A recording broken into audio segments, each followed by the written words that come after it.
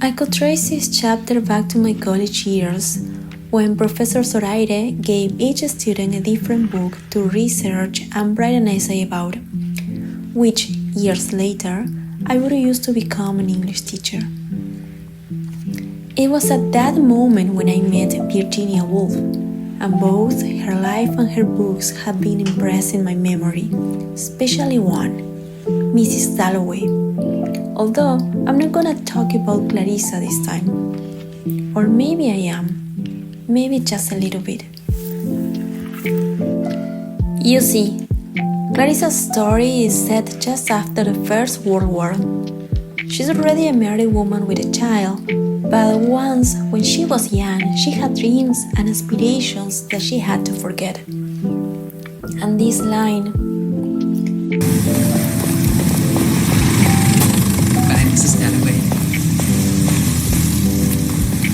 Mrs. Dalloway. Mrs. Dalloway, and not even Clarissa anymore.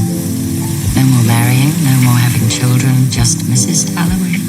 Mrs. Richard Dalloway used to give a party. This line is such a powerful line because it reveals that Clarissa has become more defined by her role as a wife than as an individual, losing her identity. And I have the feeling that sometimes we all feel that way. Like, I feel that sometimes I'm not Betiana anymore.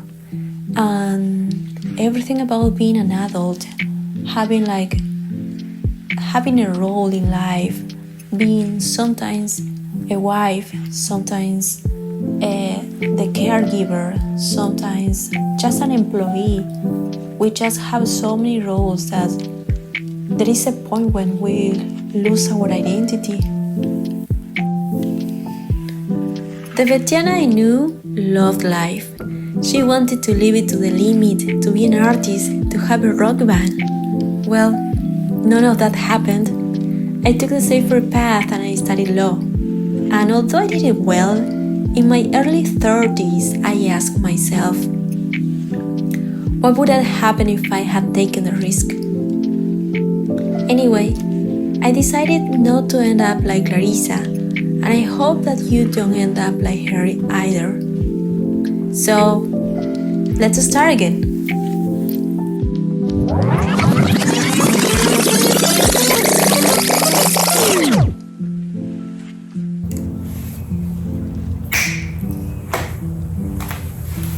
Hi, my name is Betiana and I am from a very remote area in Argentina.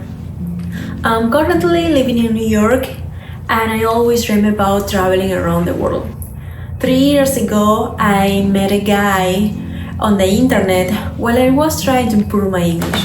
He was trying to improve his Spanish and we became friends. After some months, we met each other in real life and then we started a long-distance relationship. And for the past 3 years, we have been trying to live together permanently. We got married and then I applied to the green card. Now here I am. We thought about moving to Argentina instead of the United States, but as beautiful as my country is, after years of economic devaluation and also financial crisis, the balance pulled us more to this side of the continent, you know? And here I am. Like, I just moved here a month ago and I am experiencing life in the United States as a new immigrant.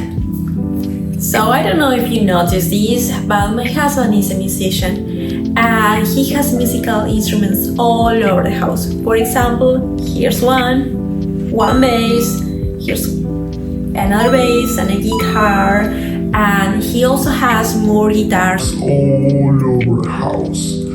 But he used to have a room just for his musical instruments. And I guess that this episode is about that, having a room for one song, because although he has a house full of his instruments and his video games and everything, I just moved here with almost nothing. I just have a suitcase, and half of the suitcase has books, and half of that suitcase has just my clothes. So this episode is about having a room for one's own. If you follow me now, we're gonna see how the guitar room is now my room. And I'm just very happy about it.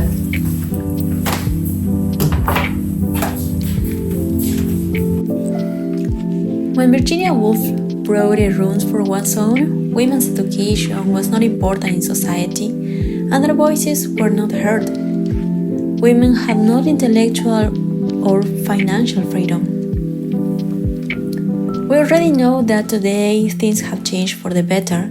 However, there is something that is still needed. As our dear friend Virginia would say, a woman must have money and a room for her own if she is to write fiction.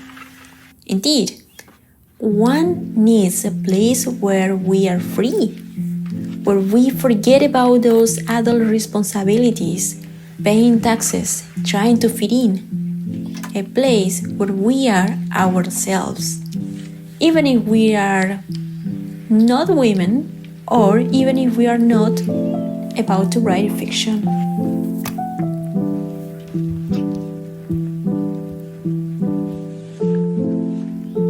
And that is how we turned the guitar room into my room. A room with my books, my paintings to start, my flowers.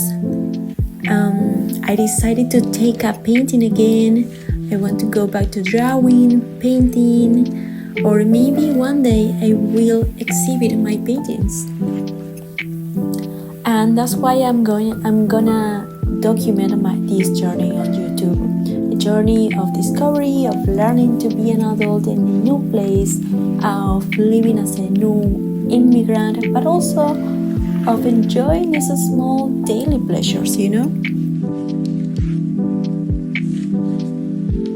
So if you like this video, just let me know in the comments, and if you have any suggestions about the next videos or the future videos, just let me know.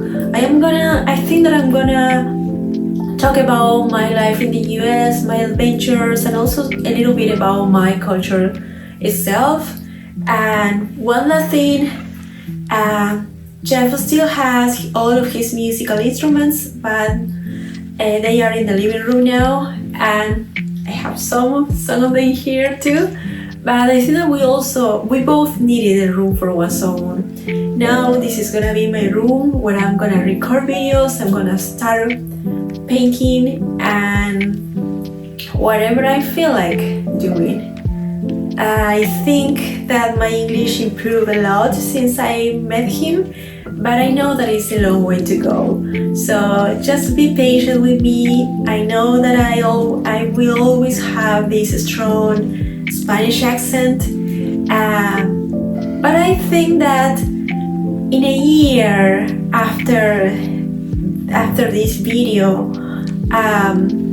my English will improve even a little bit more. Just that. So if you also need a room for your own, just let me know in the comments. Bye!